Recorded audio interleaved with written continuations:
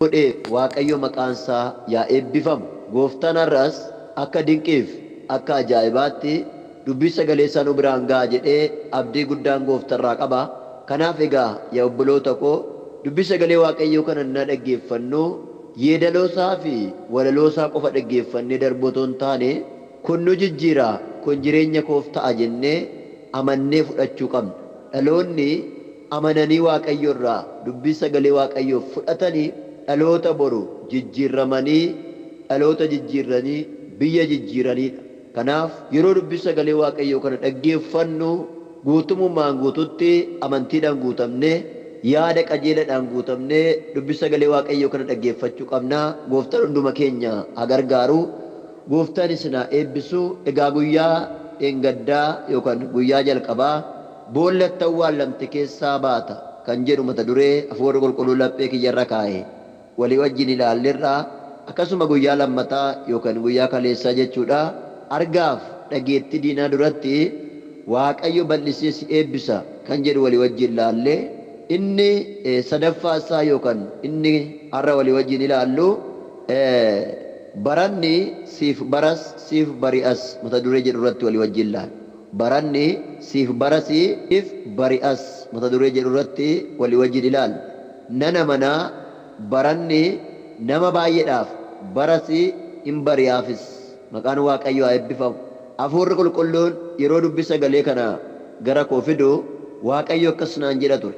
Namoonni baay'een ammallee sagalee darbu kana hin dhaggeeffatu malee ittan jijjiirrama jedhanii amananii hin fudhanne. Waaqayyo na irraanfateera, waaqayyo na dhiiseera, kuni kan koo miti, dubbiin kuni kan koo miti, nan ilaallatu jedhanii dubbii sagalee waaqayyoo kana dhaggeeffataniituma darbu malee dhaloonni kun baay'eensaa dubbina dubbadhu kun itti tolaan jiru yookaan fudhataan jiranii naan jedhe waaqayyoo. Kanaaf ammayyuu ani dubbiinuma sagalee waaqayyoo kana hin dhaggeeffadhu. Wangeela darbus kadhannaa darbus hin dhaggeeffadhu. Silaa waaqayyo na arguu dhiise waaqayyo natti dubbachuu dhiise jedhanii dhaloonni baay'een abdii kutatanii jiru naan jedhe waaqayyo. Gooftaa kana maalan godha reennaan akkas naan jedhe. Sagalee kanatti dubbadhu jireenyi nama baay'ee utuu isaan hin beekin gammachuudhaan dhaalama. Sagalee kanatti dubbadhu kaayyoon nama baay'een karaatti dhaabbata utuu isaan hin beekin deemsa eegala. Mul'anni nama baay'ee hojii eegala. Kanaaf isan sin jedhu kana qofatti dubbadhu naan jedhe waaqayyo. Kanaaf gooftaadhaan maalan jedhaarree waaqayyo jedhe gaafan gaafadhu baranni siif barasii siif bari'as jedhiin. Sagaleenuma kanaan hidhaan diinaa namoota baay'ee irraa cirama. Namoonni baay'een abdii horatu naan jedhe. Maqaan waaqayyo haa eebbifamu. Mee sagalee kana namoonni hundumtuu ofirratti dubbadhaa. Baranni jedhaa, anaaf jedhaa, barasii anaaf bari'as jedhaa. Barri kun bara ati natti dukkanaa jette keessatti bara ati ani jiraachuun natti ulfaate socho'uun natti ulfaate jette keessatti ameen ameen waaqayyo sagalee gammachuu tokko fidee gara jireenya kee dhufeera. Barri ati naan ta'u jette kun sii bari'a. Baruma kana keessa sii bari'a. Baruma kanatu sii barasiin jedhe. Sagalee kana irra deebi'aa ofirratti dubbadhaa. Baranni anaaf bara anaaf bari'as jedhaa. Maqaan waaqayyoo haa eebbifamu. Sagalee waaqayyoo keessaa raajii Isaayyaas raajichaa macaafa Isaayyaas raajichaa boqonnaa 21 lakkoofsa 11 hanga 12 kan jiru nan dubbisa akkas jedha. Wanti waa'ee Edoomiif dubbatame kanatti fufee jira. Namni tokko Se'iirii na waamee yaa eegduu halkan kun bari'uuf hammamtu hafee yaa eegduu halkan kun bari'uuf hammamtu hafee naan jedhe. Eegdichis deebiseefi ganamni galgallis in dhufaa wanta gaafattu yoo qabaatte garuu deebii kootutti gaafadhu jedhe. Itti fufee seera uumamaa boqonnaa 26 lakkoofsa 12 nan dubbisaa. Yisihaaq biyya sana midhaan facaasee wagguma sana keessa dachaa 100 in galfate. Waaqayyo isa in eebbise. Inni amma baay'ee nama guddaa ta'utti ittuma guddachaa in adeeme. Maqaan waaqayyoo haa eebbifamu. Sagalee kana ergii walii wajjin laalleen booda gooftaa keenya Yesuus otoo galateeffannu jabeessinee waaqayyoon hin kadhannaa.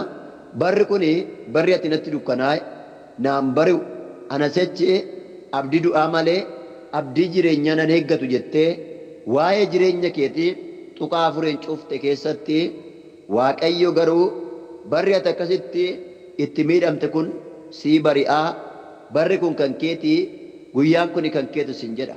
Iddoo nama dubbisee wanti waa'ee Edoomiif dubbatame tokko karatti bufee jiraadha. Namni tokko seeriin waamee halkan kun bari'uu fi ammamtu hafee halkan kun bari'uuf ammamtu hafee jedhee na gaafateedha. Nama halkan irra ture nama dukkanni irra ture bari'uu lafaa eegu tokko ture. Nama bari'uu fi dide yoomnaa bari'aa moo akkuma natti dukkanaatti hafa amma yoomitti naan bari'u gooftaa nama jedhee rakkatu tokkotu eegduu kana gaafata. Yaa nama yoomnaa bari'a yoomani arga moo akkanumattan dukkana kana dhiibaa itti fufa jettee bu'aa mimmaan kee dhangalaasaa jiraattu Waaqayyoon kee akkas sin jedha.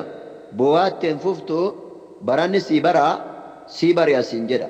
Maqaan Waaqayyoo haa eebbifamu. Sii baraa sii bari'a. Iddoo ati natti dukkanaa'eera maalan godha jettetti Waaqayyoo sagalee kanaan dhufe. Kanaaf namni dukkanni itti ulfaate kun eegduu kana waamee halkan kun bari'uudhaaf ammamtu hafee halkan kun bari'uudhaaf jedhee irra deebi'ee si'a lama gaafata. Yaa eegduu halkan kun bari'uuf ammamtu hafee yaa eegduu halkan kun bari'uuf ammamtu hafee jedhee na gaafateedha. Eegdichis deebisaaf kenne deebii akkam jedhu kennee yoo jettani ganamnis galgallis hin dhufa. Ganamnis galgallis hin dhufa. Akka dukkanaatti nafu ganamni dhufuuf jira. Iftiin dhufa. Wanta gaafattu yoo qabaatte garuu deebii kootutti gaafadhu jedheen. Deebii maaliif iddee maali maallaan jette deebii maallaa laatta halkan kun bari'uuf ammamtu hafeennaan deebii tokko nuuf harkaa qabaa. Ganamni hin dhufa. Ameen ameen. Doolaa baashii kilaabaa adi'a. Akkasitti dukkanaatti nafu ganamni kun hin dhufa. Akkasitti dhiyeetti nafu ganamni kun hin dhufa. Galagallees hin dhufa. Gaafii qabda taanaan garuu gaafii qabatteen taa'in achiin hin hafin deebii koottu gaafadhu. Inni deebii kennu hin dhufa ganamni dhufeera. Abbaan deebii Waaqayyo dhufeera waan ta'eef arras dhaloonni gaaffii of harkaa qabdan nana mana gaaffiin keessan deebitti geeddarameera. Dhaloonni yaaddoodhaan liqeeffamtan yoo jiraattan yaaddoon keessan galaana abidda gooftaa Iyyasuus nyaatameera fuuldura keessanii. Gaafii maal fiddee dhufte obboleessa koo obboleetti koo? Gaafii waa'ee jireenya keetiiti, waa'ee hojii keetiiti, waa'ee gaa'ela keetiiti, moo waa'ee tajaajila keetiiti, moo waa'ee maatii keetiiti, moo waa'ee biyya keetiiti, moo waa'ee fayyaa keetiiti? Gaaffii kamuu fidii koottu sii bari'eera sin jedhe Waaqayyo. Roolaa diiglaaba. Otoo diinni kee laalu erga si bal'ise Waaqayyo baranni si bara si bari'aadhe. Amilee diina keetti cabse Waaqayyo. Kanaaf halkanichi itti fufu asuma irratti dhaabata. Hingaa waa'een halkanii, hingaa waa'een dukkanaa, ganamni hin dhufa. Gaafii qabda taanaan akka kalee dukkana miti fidii koottu, akka kalee bari'uun dhiisu fidii koottu, akka kalee sitti hin dukkanaa'u fidii koottu. Maal taanaan jedha? Gaafii qabda taanaan akka kaleessaa gaafiin gaafiidhaan wal rakkisu fidii koottu atis. Akka bara darbee yaaddoon yaaddoo irratti hin dabalamu. Gaddi gadda irratti, boo'ichi boo'icha irratti, dhukkubni dhukkuba irratti sitti hin dabalamu. Gaaffii qabda taanaan fidi inni deebiitti laatu Waaqayyo jira. Rakkina qabda taanaan fidi inni rakkina hundumaa moo'ate Waaqayyo jira. Yaaddoo qabda taanaan fidi inni yaaddoo hundumaa moo'ate Waaqayyo jira. Yaaddoo kamuyyuu haa ta'u gooftaan keenya Iyyasuus si bari'eera sin jedhe. Kanaaf egaa koottu gaafadhu maal qabdaa har'a of harkaa? Inni kanaan dura deebisaa dhabameera. Qorichi isaa dhabameera. Yaalamee dadhabame. Qorichi isaa biraan ga'amu jettee gungumaa kan turte qorichi isaa argameera. Gooftaan Iyyasuus si bari'a jedheera. Gooftaa keenya Iyyasuusiif galanna ta'u. Kanaaf yaa firoota koo haala kam keessayyuu jiraadhaa. Haala isinitti dukkanaa'e keessayyuu jiraadhaa. Waan hin bariine isinitti fakkaatus hin bari'a jedhe Waaqayyo. Seera uumamaa iddoo nama dubbise keessatti boqonnaa 26:12 irratti waan tokko argina. Nama baranuma ka'ee baranuma guddatee biyya san caale. Baruma santu isaa bara ta'ee baruma sana isaa bari'ee barasuma biyya sana caalee argame. Eenyu inni ottanii? Isihaaqi dachaa sana keessa midhaan qote. Barasuma facaase midhaan. Biyya sana keessa midhaan erga facaaseen booda waggaa lammataa otootti hin deebiin waggaadhuma sana yeroo jalqabaaf isaa kun dachaa dhibba biyya sana keessa midhaan erga facaaseen booda waggaa lammataa otootti hin deebiin waggaadhuma sana yeroo jalqabaaf isaa kun dachaa dhibba galfate. Beektonni biyya sanii, abbootiin qabeenyaa biyya sanii, qotee bultoonni biyya sanii eenyumtuu dachaa dhibba galchee kan beeku hin jiru.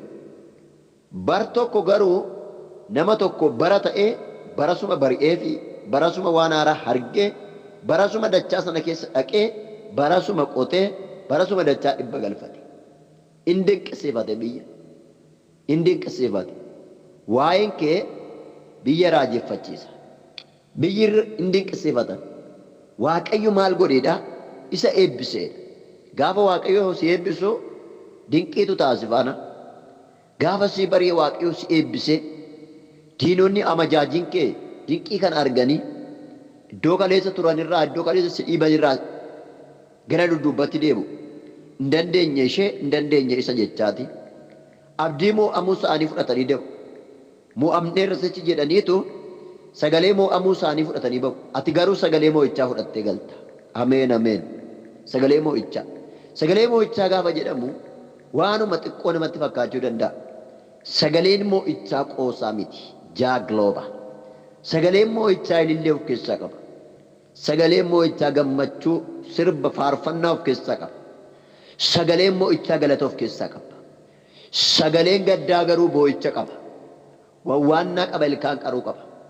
Ati garuu sagalee mo'amuu miti amma. Sagalee gaddaa miti amma. Sagaleen mo'amuu boo'icha qaba. Sagaleen mo'ichaa garuu galata qaba. Sagalee mo'ichaa fuutee deebita malee sagalee mo'amuu miti. Garaagarummaan isaa waan guddaadha. Waan guddaa mo'ichaaf mo'amuu keessa gaddaaf gammachuu gidduu ilillee boo'icha gidduu garaagarummaa guddaa jira. Du'aaf jireenya jechuun du'aaf jireenya jechuun garaagarummaa guddaa jira. Ifaaf dukkana jechuun garaagarummaa guddaa jira. Hubadhaa. Kana yoo wal bira qabnee ilaalle waan baay'ee jireenya keenya akka addaatti gammachiisu keessaa nagaa Waaqayyo biraa arganne kan ga'u hin jiru. Haaleluyyaa. Kanaaf Waaqayyotu isa eebbise. Dachaa dhibba galfatee dinqisiifate. Amma mootiin biyya sanaallee ati nu keessatti guddattee nu caalte waan ta'eef nu keessaa ka'ii adeemi amma jedhuunitti guddinni isaa itti fufu. Inni amma baay'ee nama guddaa ta'uttidha. Ittuma guddachaa adeeme jedha. Lakkoofsi 13. Inni amma nama baay'ee guddaa ta'utti maal ta'edha? Ittuma guddachaa adeeme. Ittuma bal'achaa adeeme. Itti guddachaa adeemta malee ati sarraa xiqqaachaa hin deemtu. Barana amma tokko guddattee egeremmoo isaa gadi hin taatu. Itti dabalaa deemtaatis. Guddinni isaa itti dabalaa deeme guddinni isaa baratu isaa dhufe qaba. In bari'eef qaba. Waan haaraa argate. Si bari'eera waan ta'eef kees guddinni ol malee gad miti sechi. Bal'inni keetti fufa.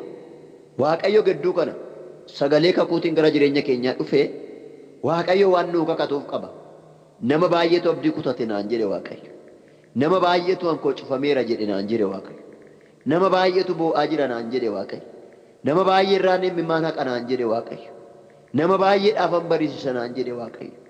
Nama baay'een eebbisa naan jedhe Waaqayyo. Ishaaqiin kan eebbise arras eebbisuudhaaf iddoo isaa jira. Maqaan Waaqayyo haa eebbifamu. Gooftaan kun jaalala guddaa nutti agarsiise. Jaalala guddaa. Kanaaf jaalala akkasiisa nutti agarsiise kan ammoo yeroo hundumaa isa kakuu akkasiitiin jireenya keenya dhaale. Sagalee gammachuu akkasiitiin jireenya keenya isa barbaade kana yeroo hundumattuu gooftaa keenya galateeffachuu qabna. Maqaan Waaqayyo haa eebbifamu. Kanaaf meemee yaa obboloota koo abdiin kutinaa yeroo nuti abdii kunnee ofirra gatteenyetti Waaqayyo waa'ee keenyaa dhufee dubbii jalqaba. Yeroo itti seexanni ebeloo of duuba deebisee teechiseera, dadhabsiiseera, abdii kutachiiseera jedhee seexanni dibbii isaa walitti reebetti Waaqayyo garuu aamilee nuuf ta'a.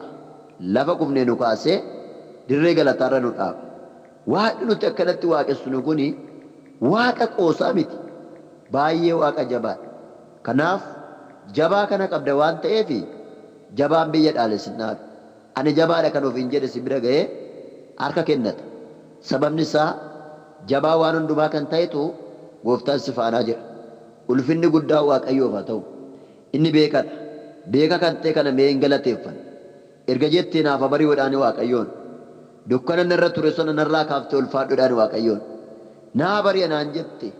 sii bari'a naan jette maqaan kee eebbifamuudhaani mi akkas jedha naaf bari'eeradha haaleluyyaa kanaaf egaa mee yaa firoota koo gooftaa akkasitti jireenya keenyatti dubbatu kana eebbisaa galateeffadhaa mee laphee keessan irratti utuunuma hojii of harkaa qabdanii utuunuma iddoo garaa garaa irra jirtanii galateeffadhaa gurri waaqayyoo bakkuma hunda jira sagaleen waaqayyoo bakkuma hunda jira si dhagaa gaafa ati galateeffattu asaasa laphee kee irraa maddu yaada garaa kee keessaa burqu hin dhagaa fageenyi san daangessu waaqayyo karaan hundumtuu isaaf karaan hundumtuu karaan waaqayyoon danqu hin jiru karaa hunda karaa qaba na dinqisiifachiisa dandeettiin waaqayyoo kun gizeenitti ilaali isa dhugaadha karaa hundumtuu isaaf karaadha kanaaf waan lapheen keenya asaastu beeka lapheen keenya wanta ishee yaadaartu sammuun keenya wanta ishee yaadaartu arrabni keenya wanta isheen ususaartu wanta isheen dubbataartu beeka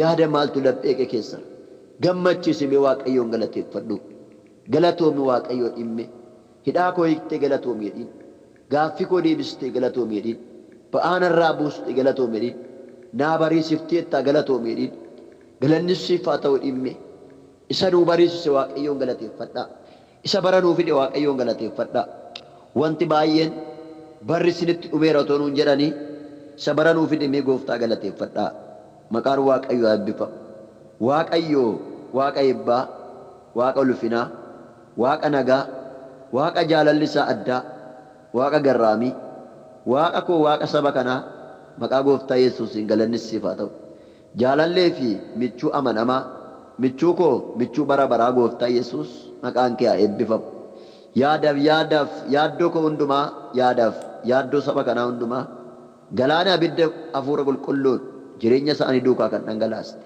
abdii aaraa kan nuu laatte mootii waaqaaf lafaa sin galateeffadhaa maqaa gooftaa keenya Iyesuusitiin galannii fi ulfinni hoo qubaan bara baraan siif haa ta'u hoodhu yaa waaqayyo galata narraa qabda na gargaarte hoodhu galata nurraa qabda sin jedhu sabni kee nu gargaarte sin jechaa jiru nuuf dhaabatte sin jechaa jiru gooftaa lapheen saba keessatti asaasaa jira garaan saba keessatti dudubbataa jira lapheen saba kee fuula keetti baqee jira maqaan kee haa eebbifamu galanni siif haa ta'u galata sii laanna yaa waaqayyo aggaammee diina keenyaa cabsite kaayyoo diina keenyaa karaatti hambiste abjuu keenya dhugoomsite baranni siniif bari'a nuun jette sagalee akkanaa firarraan dhageenya abbaa qabeenyarraan dhageenya beektota irraan dhageenya bulchitoota biyyaarraan dhageenya sirraa garuu sagalee haaraa dhageenya warra natti dukkanaa jedhanii sii bari'atte barri kun bara koo miti kan jedhe barri keetiitti bara nuu fiddee maqaan kee haa eebbifamu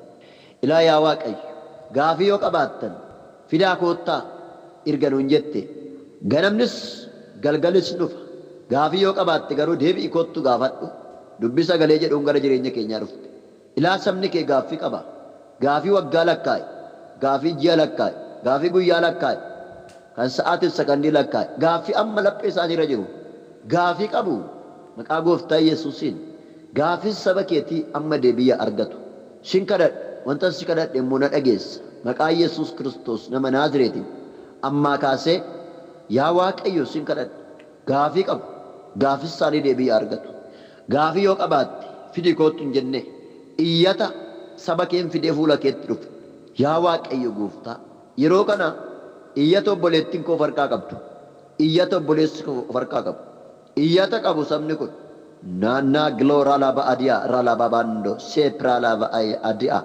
ma'ajii kilaf antoorra laba adiyaa roolavoo gooftaa maqaa Yesuusiin gaafii ijoollee kee qabadheen fuula kee jira deebii argachuu jalqabu baay'een isaanii kunoo gaaffii garagaraa qabu gaaffii kanarratti deebii argadheera kanarratti immoo argan kanarratti argadheera kanarratti immoo argan kanarrattan si dhaggeeffataa jira gooftaa siin jechaa jiru maqaa gooftaa Yesuusiin ammaa kaasee gaaffiin ijoollee kee kamuu deebii argachuu jalqabu gaaffiin kamuu gaafii xiqqaa gaafii guddaa gaafiin bara lakkaa'e kan waggaa kan ji'aa kan guyyaa kan sa'aatiif daqiiqaaf sakandii anamma laphee isaaniirra jiru gaafiin kamtu maqaa abbaa ilmaa hafuura qulqulluu sagalee irratti baaseera maqaa keen Yesuus deebii argachuuf jalqabu guyyaa kanaa kaasee tokko lamaan gaaffiin isaan of harkaa qaban kun deebii argatee galataan dura keetti waan deebi'aniif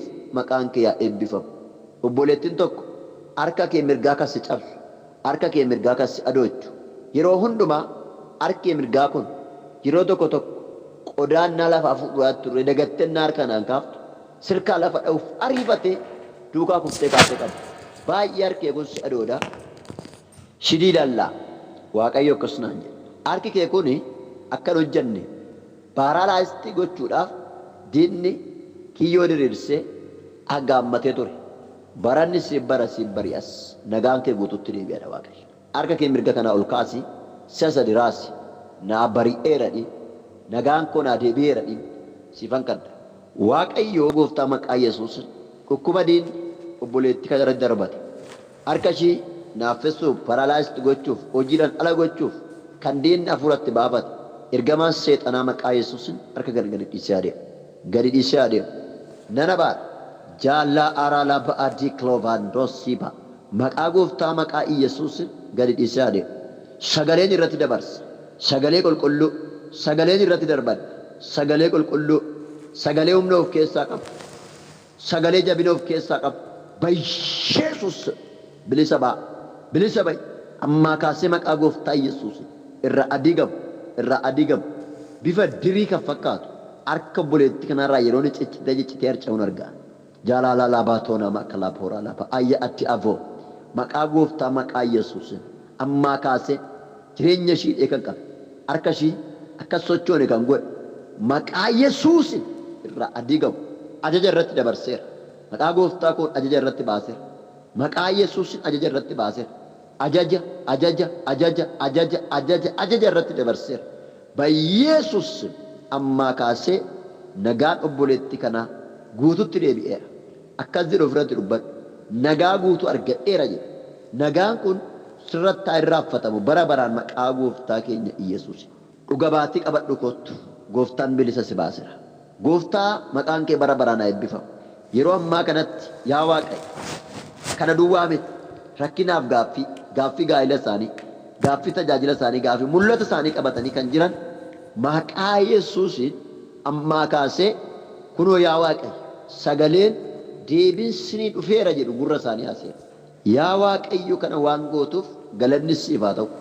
Geggeessitoonni waldaa keessatti wal dhibdan yookaan garaan keessan kan walhanqatee jiru waan jiru ifa baaftanii walitti dubbachuu kan diddan garuu waliin kan ooddan deebitanii immoo walii keessanitti kan wal amataa jirtan geggeessitoonni waldaa tokko jeeqamsi guddaan gidduu keessan kan jiru Waaqayyo akkas jedhe har'aa kaasaa yaada kana of keessaa balleessaa gadi jedhaa naaf hojjedhaa hojii koo naaf hojjedhaa adaraan sin harkaa qaba adaraan sinitti kennadhe saba koo sinitti kenne gadi jedhaa naaf hojjedhaa na dhagaa ana laalaa miidhameera kan jettan natti dhiisaa iddoo sinitti miidhamtan natutti darba waan sinitti ulfaate natutti darba kophaan ta'e anuma duwwaadhaa maamni irratti gatu hin jedhiin naaf hojjedhu dhimma kee natu siif hojjeta na kadhadhu waan ba'aasitti ta'e natu sirraa buusu adaraan sitti kenne dhaloota kana naa geggeessin jedhe Waaqayyo.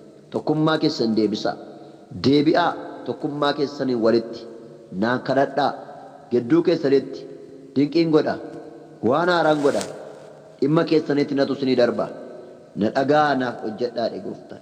Ilaa yaa Waaqayyo sin kadhaa geggeessitoota kanaaf maqaa gooftaa maqaa Yesuusin tokkummaa isaanii kan nyaatu nagaa isaanii kan nyaatu eebba isaanii kan nyaatu akka isaan wal irratti ka'an akka isaan wal tuffatan akka isaan wal hamatan gidduu isaanii deemee haasaa ammeenyaa kan bittinneessu ergamaan seexanaa maqaa Yesuusin billaa kenna waraannamu tokkummaa isaanii diiguudhaaf saba waldaa isaanii diiguudhaaf hojii hafuuraa isaan gidduutti hojjetamaa jiru inaafee abdii isaan kutachiisuudhaaf ergamaan seexanaa ba'e kaayyoo isaa kan diigame haa ta'u ilaa waldaa sanarraa nan diiga ilaa saba sanarraa nan diiga ilaa geggeessitoota sanarraa nan diiga maqaa gooftaa Yesuusin ammaa kaasee kan diigame haa ta'u ilaa geggeessitoonni kun akkuma kanaan duraatti kadhannaa keessan itti fufaa soomaaf sagada keessan itti fufaa moo'ichaan galtu siniin jedha Waaqayyo. Hidhaa gurguddaatu waldaa keessan keessatti hiikamuu jalqaba ammaan booda. wallagaa itti fufaa waan haaraatu taa'e waaqayyo gooftaa waan haaraa waan gootuuf galanni siif haa ta'u ofirratti dubbadhaa hundumti keessan wanti haaraan naaf ta'eera wanti haaraan guyyaadhaa gara guyyaatti jireenya keessan argatu wanti dinqisiisan wanti gammachiisan wanti ajaa'ibsiisan wanti waaqayyotti tolu jireenya keessan yaa argatu bara baraan maqaa Yesuus obboleettiin tokko gurri kee kun kan si mala'u yeroo gurri kee si mala'u yeroo namni si waamullee dhageessu sirraa ursa nagaa kan dhabdu harka kee fuudhii gurra kee irra kaawwadhu gooftaan akkas jedhe seexanni illee si duuchee gurra kee bichaa miti sammuu kee duuchee si maraachuudhaaf karoora baafate har'aa kaasee garuu nagaa kee guutuun godhaa diina kee nan yeellaasisaa jireenya kee hundumaa walassi qixxeessa eebbaaf galataanas dhaabaa waaqayyo gooftaa maqaan kee bara baraan haa eebbifamu gooftaa Yesuus galanni siif haa ta'u ilaa yaa waaqayyo inni gara biraa tun obboleettii gurra dhukkubu kanaaf kadhadheen xumuriin obboleettiin morma kee kana jalatti sidhii ta'u morma kee jalatti sidhii ta'a baay'ee si dhukkuba socho'uu hin dandeessu gaafa inni sitti ka'u ati harka kee mirgaarra kaawwadhu gooftaa maqaan kee haa eebbifamu ilaa yaa waaqayyo gurra kana duuchuu kan barbaadu sammuu obboleettii kana maraachuu kan barbaadu sammuu obboleettii kanaatti geessuu kan barbaadu ergamaan seexanaa ergamaan daabiloos maqaa gooftaa maqaa Yesuusiin haa waraannamu gurra kana keessa ajaja irratti dabarsa sagalee irratti baasa humna gooftaa Yesuusiin gurra kana nan duucha kan jedhe sammuu kana nan maraacha kan jedhe ergamaan seexanaa maqaa Yesuusiin haa waraannamu harki diinaa maqaa Yesuusiin qixxeetti hacatu ciqileetti irra hacatu sammuu ishiin qabe kan jedhu hojii ishiin qabe kan jedhu maatii ishiin qabe kan jedhu ergamaan jawwee maqaa Yesuusiin kan waraanname haa ta'u guyyaa har'aa kaasee obboleettii kanaaf nagaa guutuu deebiseera gurri ishee nagaa guutuu yaa argatu sammuu ishee nagaa guutuu yaa argatu maatii ishee nagaa guutuu yaa argatu hojii ishee nagaa guutuu yaa argatu gooftaa maccaa nagaa guutuudhaan obboleettii kana waan yaadatteef galanni siif haa ta'u nagaan naaf ta'eera ofirratti dubbadhu obboleettiin kun nagaan kun sirratti ta'aafu bara baraan maqaa gooftaa Yesuusiin obboleettiin morma kee jalatti sidhii ta'e harka kee mirgaarra kaawwadhu gooftaa galanniif ulfinni siif haa ta'u rakkoo saba kee ilaaltee hidhaa diinni itti hidhe irratti kan darbatu kan da'oo taa'ee dukkanaan irratti darbatu alaaf keessa kan irratti darbatu ati garuu argitee humna kee guddaadhaan irraa kan adda baaftu kaayyoon diinni irratti darbatu hidhaan diinni irratti darbatu hundumaa argitee irraa kan eegtu waaqayyoodha maqaan kee eebbifamu ati immoo fayyina namarratti darbatta diinni yommuu dhukkuba darbatu ati nagaa irratti darbatta nana baaraa ammaa kaasee humna du'aa ka'e humna gooftaa keenya Yesuusiin dhiiga Kiristoosiin dhukkuba kana keessaa dhiqeera dhukkuba baay'ee sodaachisa jireenya shiidhee kan qabu ba'aa guddaa kan itti ta'e yaaddoo guddaa kan itti ta'e maqaa gooftaa Yesuusiin irraa kan hiikame haa ta'u hidhaa seexanaa ammaa kaasee irraa hiikera irratti hidhameen gadhiisu kan jedhu Yesuus maqaa Yesuusiin opporeeshinii godhee keessa dhangalaaseera har'aa kaasee jireenya ishii sammuu ishii hundumaa nagaa guutuu godheera qaama obboleettii kana hundumaa nagaa guutuutti deebiseera har'aa kaastee obboleettiin kun irriiba nagaa keessa bultaa ilaa isheen gurra keessa dhukkubus har'aa kaastee nagaa guddaa argattaa lamaan keessanuu dhuga baatii fidaa fuula waaqayyootti deebi'aa galata qabadhaa waldaa keessan irratti iddoo isinii mijatutti dhuga baatiidhaan deebi'aa waaqayyoon galateeffachuu hin dagatinaa gooftaan ba'aa keessan isinirraa buus galata isinirraa qaba maqaan kee bara baraan haa eebbifamu gooftaa nagaa guddaa waan laatteef galanni siif haa ta'u buleettiin morma keessa dhukkubu isheen ammas kadhadhe kuni ani fayyeera dhime jedhi ammas sesadi jedhi ati fayyuu kee irraan kan ka'e diinni kee iddoo isaati buqqa'eeraa waaqayyoon galateeffadhu fayyinni kun bara baraan sirratti ta'aafuu maqaa Yesuusiin waaqayyoo galanni siif haa ta'u sin galateeffadhaa ulfaadhu ammas yaa gooftaa dhukkuba kamuu haa ta'u obboleettiin tokko cinaacha kee tokkoon malee tokkoon hin raftu kaleen kee baay'ee si waraana dugdi kee si cita waaqayyo akkas jedhe seexan dhukkuba ulfaataa kanaan lubbuu kee balleessuuf karoora baase ani garuu nagaadhaan si bareessisa mucaa koo hidhiitti dubbadhu naan jedhe nagaa guutuudhaan Waaqayyo si barsiisa. Obboleetti koo Waaqayyo akkas jedhe nagaa guutuudhaan si barsiisa. Dhaabbadhume miilla kee mirgaa kana lafatti rukuti. Nagaan naaf ta'eera eeyyee jedhi ammas si'a sadi jedhi maqaa Yesuus. Ammaa kaasee abidda kana sirratti buuseera. Abidda kana sirratti buuseera. Abidda kana sirratti buuseera. Abidda sirratti buuseera. Abidda sirratti buuseera. Abidda dhukkuba nyaatu. Abidda budaa nyaatu. Abidda dagaamii nyaatu. Abidda seexana nyaatu. Abidda lola kamuu nyaatu. Qaa Yesuusin jireenya kee irratti dhangalaaseera. Siif haa ta'u fayyina. Siif haa ta'u warraa kaase. Maqaa gooftaa Yesuusin fayyi maqaa Yesuusin. Fayyi afi bara baraa maqaa Yesuusin. Gooftaa maqaa keen irraa kaasee dhukkuba kana irraa adda baaseera. Guyyaa kanaa kaatee fayyina guddaa sii ta'a. Dhuga baatii qabadhuu fuula Waaqayyootti deebi'i. Gooftaa Yesuus maqaan kee haa eebbifamu. Ilaa yaa Waaqayyo obboleettiin tokko abjuu abjoottaa. Abjuun ati abjoottu kuni yeroo hundumaa boo'icha warra gadda taa'u gidduu deddeebi'aa bulta. Warra uffata gurraacha uffata azanii uffatee yaa'u. Warra awwaala dhaqu warra reeffa baatu kana walakkaa deddeebi'aa bulta. Gaafa achi keessaa weerartee yookaan baannantee kaatu si boochisa. In boossaa gara hirriibaatti yookaan deebitee rafuu hin dandeessu. Boqonnaa dhabda. Sammuun kee hin jeeqama. Iyyi faasii godhu. Hirriiba keessaa faa kaatee boossa. Waanuma lammiin kee dhume waanuma maatiin kee dhume sitti fakkaata. Abdii kuttu sana duwwaa miti. Atillee waan dootu sitti fakkaata. Abdiin jireenyaa keessa keetii bada. Abdii kutteetu boossaa imimmaan kee dhangalaasaa bulta. Waaqayyo akkas naan jedhe. Maqaan kee biyya keessatti irratti dagamame. Reeffi ishee akka biyya galuuf 7 qofa tafe. Warri irratti dagaman kun 7 kana reeffi ishiin dhufadhaniitu qophaa'anii eegu. Waaqayyo garuu akkas naan jedha. Reeffa kee argotoo hin taane nagaa guutuudhaan hojii kee hojjetattee bara nagaatti galata qabattee misiraachoo aaraadhaan. Waaqayyo garuu akkas naan jedha. Reeffa kee argotoo hin taane nagaa guutuudhaan hojii kee hojjetattee bara nagaatti galata qabattee misiraachoo aaraadhaan gaafa ati simatamtu arguuf jiruudha. Reeffa kee arguu eegu isaan ani immoo jedhe Waaqayyo galataan ililleedhaan simannaan sii ta'ee gaafa dhuftu maatiin kee hundumtuu ililleedhaan si simatanii gammachuudhaan dhugaan seene nuti jecha atillee dhugaan seene jecha galataan galata qopheeffattee yeroo ati galateeffattu sagantaa galateeffannaa ta'u qopheeffattee yeroo ati galateeffattu ani argeera. Waaqayyo akkasittan si geggeessa itti dubbadhu naan jedhe. Mee akkas jedhe ofirratti dubbadhu.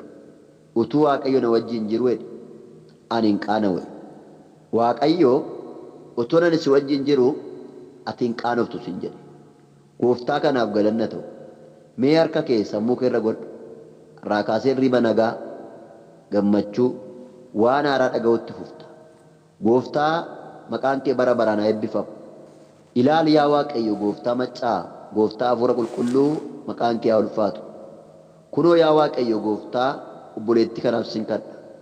Obboleettii yaaddoodhaan, sodaadhaan, rakkinaan, dhukkubaan, dhiphinaan liqeeffamtee boo'icha guddaaf yaaddoo guddaan yaa Waaqayyo weeraramaa baannanaa bultu kana irraa kaasee maqaa gooftaa Iyyesuusin irraa kuteera.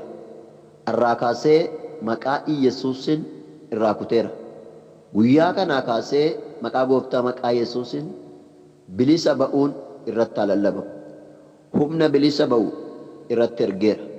Humna bilisa baasu jireenya ishee irratti ergeera. Humna amajaajishii gubu. Humna seexanoota qaanessu. Humna balbala cufame banu. Humna addaa maqaa gooftaa Iyyesuusin jireenya obboleettii kanarratti dhangalaaseera. Ati waan dinqii goota gooftaa nan amana. Irraa kaasee boqonnaa ishee dhoowwee, irriiba ishee dhoowwee, nagaa ishee dhoowwee, gammachuu ishee nyaachaa kan ture bineessichi waan waraannameef, xonqaayii waan qaaneef galanni siif haa ta'u. Guyyaa ammaa kanaa kaasee, sa'a ammaa kanaa kaasee maqaa ishee harka dagaamee harka dileetti godheera. Abidda godheetti ergeen immoo maqaa ishee. lafti maqaan ishee jiru sun nagaan argate harka balleesseera nagaa yaa dhaban buleetti kanaaf nagaan dachaa adabalamu mee akkas jedhe ofirratti dubbadhu nagaan naaf ta'eeraa nagaa irraa afaan kuni sirratti hafu bara baraan maqaa Yesuusiin gooftaa maqaan kee haa eebbifamu dubbii sagalee kee hunduma keenyatti waan dubbatteef ulfaadhu namoota baay'eerraa hidhaa isaanii hiiktee gaafii isaanii waan deebisteef maqaan kee haa eebbifamu ammas karaa namoota kee karaa nama barbaaddee gaafii keenya deebisaa hidhaa keenya hiikaa eebboo keenya hiikaa gedduu keenya darbi gedduu keenyatti hojii kee hojjedhu waan gedduu keenyatti hojii kee hojjettuuf galanni siif haa ta'u maqaa gooftaa keenya Iyesuus Kiristoosiin ameen.